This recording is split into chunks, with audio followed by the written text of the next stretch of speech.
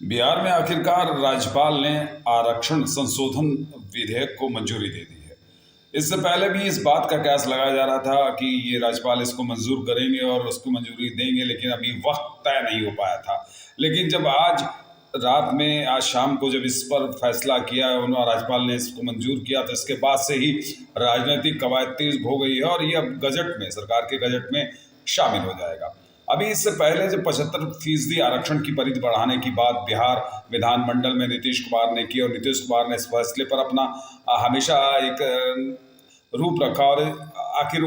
वहाँ पर उसमें विधानमंडल के दोनों सदनों में इस बात को रूपरेखा आई और दोनों सदनों में इसको पास किया गया। उन्होंने कहा कि जब दलित और पिछड़ों की आबादी ज़्यादा है तो क्यों ना इन आरक्षण की अवधि बढ़ा दी जाए। इससे पहले भी बिहार में 65% आरक्षण की व्यवस्था थी नौकरियों और सरकारी शैक्षणिक संस्थानों में कि उनमें आरक्षण की परिधि में इनको 65% का पिछड़े, अति पिछड़े और दलितों और अनुसूचित जनजाति के लोगों को ये फायदा मिलता रहा। लेकिन अब जब इस बात की चीज़ आगे बढ़ी है तो उन्होंने सीधे तौर पर इसको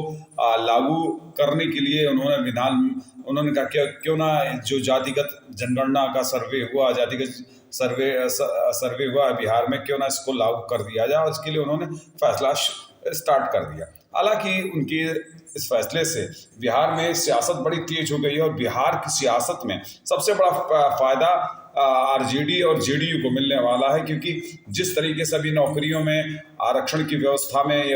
उन्होंने कहा कि जो 25% का मामला है उसमें लोग खेले खाएं, लेकिन जो 75% है यानी 65% पिछड़ों और अति दलितों को और 10% आरक्षण जो है ईडब्ल्यूएस को मिला है, उससे वो लाभ ले सकें। और खासकर कि चूंकि अब बीजेपी के पास कोई तुरुप का पत्ता तो रह नहीं गया, बीजेपी हमेशा इस तुरुप के पत्ते के खिलाफ कहाँ जाएगी, लेकिन अब मौका है कि बीजेपी अब करेगी तो क्या करेगी, आखिर बीजेपी के सामने वोट बैंक का सहारा क्या बनेगा। तो आइए हम अभी इसकी मंजूरी के बाद ये गजट में शामिल हो जाएगा और खासकर जेडीयू आरजेडी के लिए बहुत बड़ी जीत है, जिस जीत को और आगे तक कुछ कहा जा सकता है।